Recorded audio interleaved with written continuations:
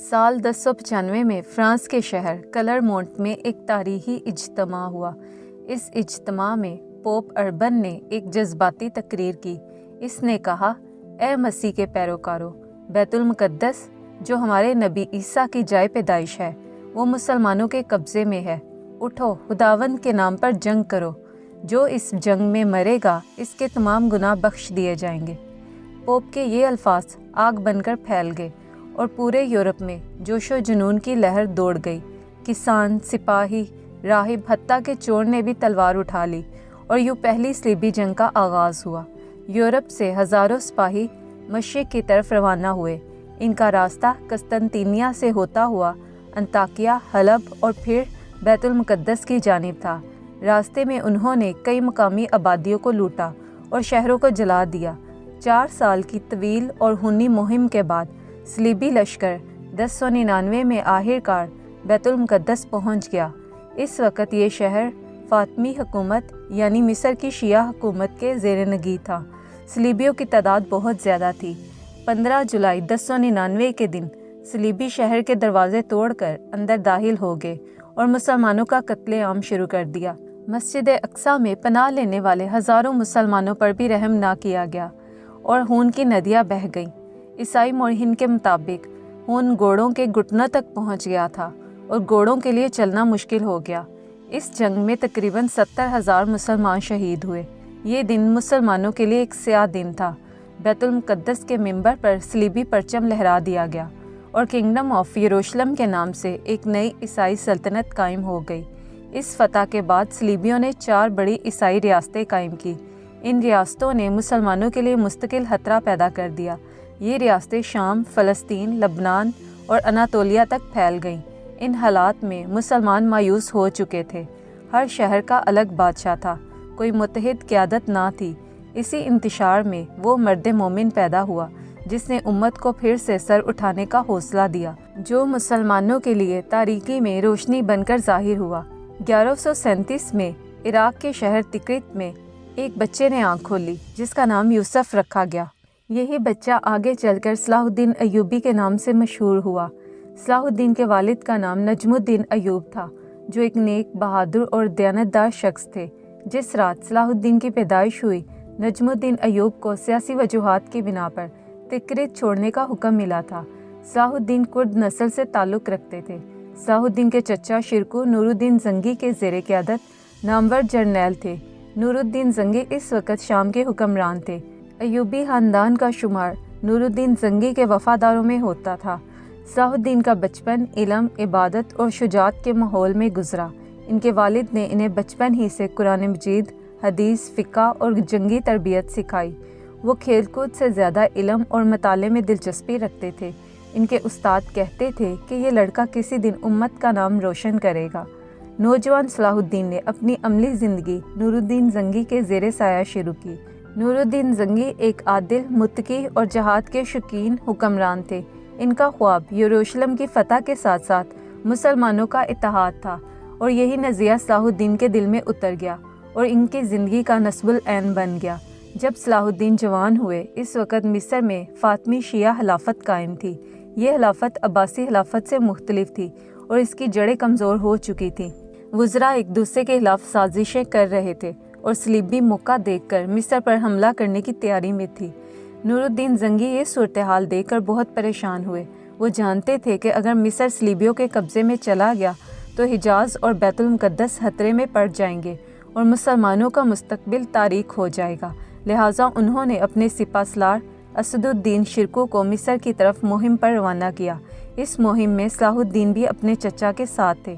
اس وقت صلاح الدین کی عمر 26 سال تھی اور یہ ان کی زندگی کی پہلی بڑی مہم تھی، اور یہی آگے چل کر ان کی زندگی بدلنے والی تھی۔ شرکو نے مصر کے وزیر شاور کی مدد کی تاکہ وہ اپنے مخالف وزیر کو ہٹا سکے، مگر شاور نے کامیابی حاصل کرنے کے بعد بدعہدی کی اور صلیبیوں کے ساتھ ہاتھ ملا لیا۔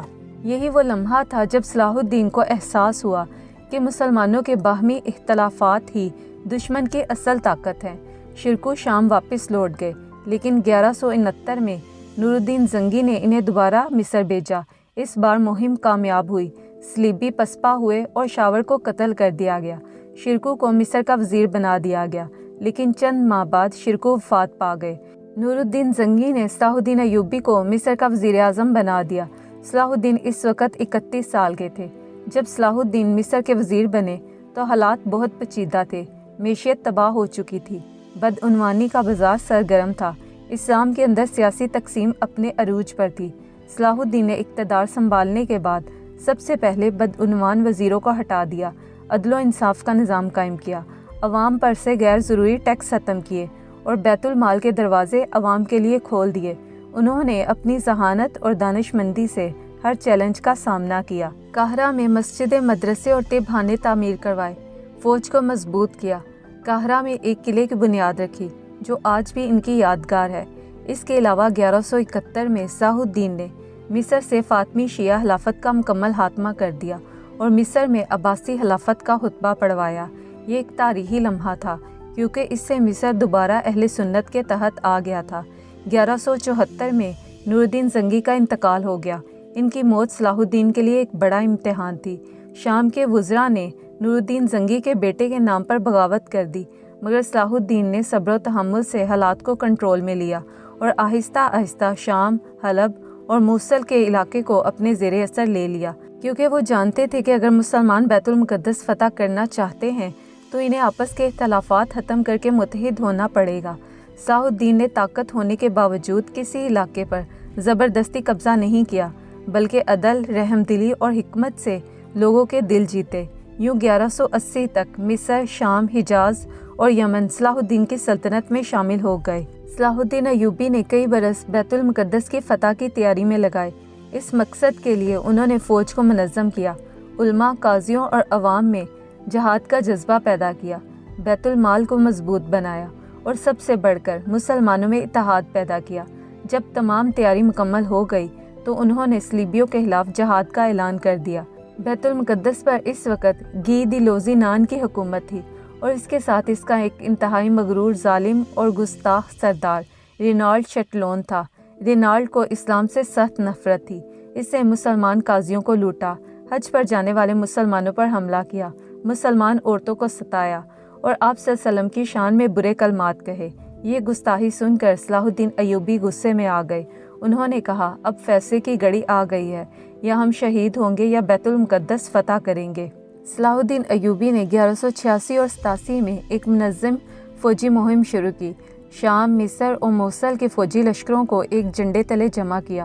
انہوں نے فوج کو 2 حصوں میں تقسیم کیا، ایک میدانی فوج تیار کی جو براہ راست میدان جنگ میں لڑنے کے لیے تھی، اور دوسری محاصرہ فوج جو بیت المقدس کی سمت پیش قدمی کرنے کے لیے تھی۔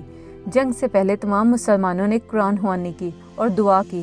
صلاح الدین ایوبی نے اس موقع پر کہا، یہ جنگ مال و حکومت کے لیے نہیں بلکہ اللہ کے گھر کی آزادی کے لیے ہے۔ 1187 میں مسلمانوں اور صلیبیوں کے درمیان حطین کے مقام پر جنگ کا آغاز ہوا۔ یہ وہ جنگ تھی جس نے صلیبیوں کی کمر توڑ دی۔ صلاح الدین ایوبی نے انتہائی ذہانت سے کام لیا اور دشمن کا پانی بند کر دیا۔ گرمی، پیاس اور تھکن نے صلیبیوں کو تباہ کر دیا۔ پھر 4 جولائی 1187 کو مسلمانوں اور صلیبیوں کے درمیان باقاعدہ جنگ کا آغاز ہوا۔ دن بھر لڑائی جاری رہی۔ مسلمانوں نے بہادری سے دشمن کا مقابلہ کیا اور آخرکار فتح حاصل کی۔ صلیبی لشکر ٹوٹ گیا۔ گی، رینالڈ اور بڑے بڑے سرداروں کو قید کر لیا گیا۔ صلاح الدین نے گی کو معاف کر دیا، مگر رینالڈ سے کہا، تم نے حاجیوں کا قتل کیا، عورتوں کو ستایا اور نبی صلی اللہ علیہ وسلم کی شان میں گستاخی کی، تمہارے لیے کوئی معافی نہیں، اور پھر اپنی تلوار سے رینالڈ کو جہنم واصل کر دیا۔ جنگ حطین کے بعد صلیبی طاقت تقریباً ختم ہو چکی تھی۔ صلاح الدین نے اللہ کا شکر ادا کیا اور اپنی فوج سے کہا، اب ہماری منزل بیت المقدس ہے۔ صلاح الدین نے بیت المقدس کا محاصرہ کیا اور اس کے ارد گرد کے تمام قلعے فتح کر لیے تاکہ دشمن دوبارہ منظم نہ ہو سکے۔ انہوں نے مذاکرات کی بھی راہ ہموار رکھی تاکہ غیر ضروری خون ریزی سے بچا جا سکے۔ 20 ستمبر 1187 کو صلاح الدین کی فوج بیت المقدس کے دروازے پر پہنچ گئی۔ شہر کے اندر اس وقت 60,000 صلیبی موجود تھے جن کی قیادت بیلین آف بیلین کر رہا تھا۔ چند دن لڑائی جاری رہی، لیکن جب بیلین نے دیکھا کہ مزاحمت کرنا بیکار ہے تو اس نے ہتھیار ڈال دیے اور صلاح الدین سے امان کی درخواست کی۔ اس موقع پر صلاح الدین نے کہا، ہم وہی کریں گے جو فتح مکہ پر محمد صلی اللہ علیہ وسلم نے کیا تھا، جو ہتھیار ڈال دے وہ امان میں ہے۔ یوں 2 اکتوبر 1187 میں بیت المقدس کو مسلمانوں نے فتح کر لیا اور 88 سال بعد اسلام کا پرچم بیت المقدس پر لہرا دیا گیا۔ تمام مسلمانوں نے اللہ کا شکر ادا کیا۔ مسجد اقصیٰ کی صفائی کی گئی اور صلاح الدین نے مسجد میں وہی ممبر رکھا جو نور الدین زنگی نے اس دن کے لیے بنوایا تھا۔ یہ مسلمانوں کے لیے ایک تاریخی دن تھا۔ 1099 میں صلیبیوں نے جب شہر کو فتح کیا تھا تو انہوں نے 70,000 مسلمانوں کو شہید کیا تھا، لیکن اب جب صلاح الدین فاتح بنے تو ان کا رویہ قابل تعریف تھا۔ انہوں نے کسی سے انتقام نہیں لیا، عیسائی عورتوں اور بچوں کو امان دی، بوڑھوں کو آزاد کر دیا گیا اور معمولی فدیہ لے کر قیدیوں کو آزاد کر دیا گیا۔ صلاح الدین کی اس رحم دلی اور نرمی نے دشمنوں کو بھی ان کا مداح بنا دیا۔ جب بیت المقدس پر مسلمانوں کا قبضہ ہو گیا تو یہ خبر پورے یورپ میں آگ کی طرح پھیل گئی۔ عیسائیوں کے پوپ نے اعلان کیا کہ بیت المقدس مسلمانوں سے واپس لینا ہر عیسائی پر فرض ہے۔ اس طرح تیسری صلیبی جنگ کا آغاز ہوا، جو تاریخ کی سب سے مشہور صلیبی جنگ تھی۔ اس جنگ کی قیادت 3 بڑے یورپی بادشاہوں نے سنبھالی: رچرڈ شیردل انگلینڈ کا بادشاہ، فلپ دوم فرانس کا بادشاہ، فریڈرک بارباروسا جرمنی کا بادشاہ۔ ان میں سے فریڈرک راستے میں دریا پار کرتے ہوئے ڈوب کر مر گیا اور فرانس کا بادشاہ فلپ دوم کسی وجہ سے جلد واپس چلا گیا۔ یوں اصل جنگ صلاح الدین ایوبی اور رچرڈ شیردل کے درمیان رہ گئی۔ رچرڈ نے سب سے پہلے شہر عکا کا محاصرہ کیا۔ یہ جنگ 2 سال جاری رہی اور بالآخر 1191 میں عکا صلیبیوں کے ہاتھ آ گیا، مگر صلاح الدین ایوبی نے قریبی علاقوں کو مضبوط دفاعی قلعہ بنایا۔ صلاح الدین ایوبی اور رچرڈ شیردل کے درمیان دشمنی کے علاوہ عزت اور احترام کا بھی رشتہ قائم ہو گیا۔ رچرڈ شیردل دشمن ہونے کے باوجود صلاح الدین ایوبی کے اعلیٰ کردار سے بہت متاثر تھا۔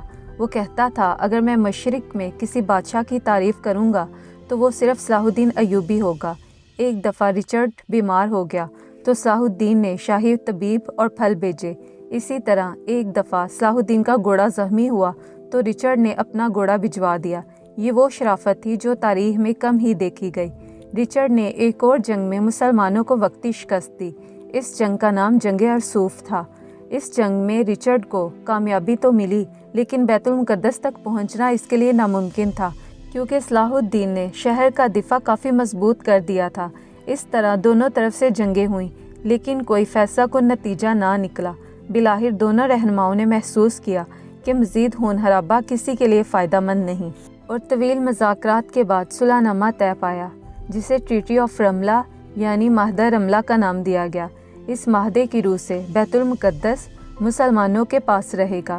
عیسائی زائرین کو امن کے ساتھ زیارت کرنے کی اجازت ہوگی۔ عکا اور چند ساحلی علاقے صلیبیوں کے پاس رہیں گے۔ اس طرح یہ جنگ عدل اور امن پر ختم ہو گئی۔ اس معاہدے کے بعد صلاح الدین ایوبی دمشق واپس آ گئے۔ زندگی بھر جہاد، عدل اور ایمان کے میدان میں گزارنے والے اس حکمران نے آخری دنوں میں دنیا سے بے نیازی اختیار کر لی۔ 4 مارچ 1193 کو صرف 56 سال کی عمر میں وہ دنیا سے رخصت ہو گئے۔ جب ان کے خزانچی نے وفات کے بعد ان کی تجوری دیکھی تو حیران رہ گیا۔ اتنی بڑی سلطنت کا بادشاہ کفن کے پیسے تک نہیں چھوڑ کر گیا تھا اور سب کچھ راہ خدا میں لٹا دیا۔ دوستو، یہ تھی صلاح الدین ایوبی کی داستان۔ صلاح الدین ایوبی صرف ایک سپہ سالار نہیں تھے، بلکہ عدل، کردار اور ایمان کی علامت تھے۔ ان کے دشمن بھی ان کے اخلاق کے ماترف تھے۔ انہوں نے صرف زمین فتح نہیں کی تھی، بلکہ دلوں کو بھی فتح کیا تھا۔ تاریخ میں صلاح الدین ایوبی کا نام ہمیشہ کے لیے سنہری حروف میں لکھ دیا گیا ہے۔ اگر آپ کو یہ ویڈیو پسند آئی ہے تو میرے چینل کو سبسکرائب کریں، ویڈیو کو لائک اور شیئر کریں۔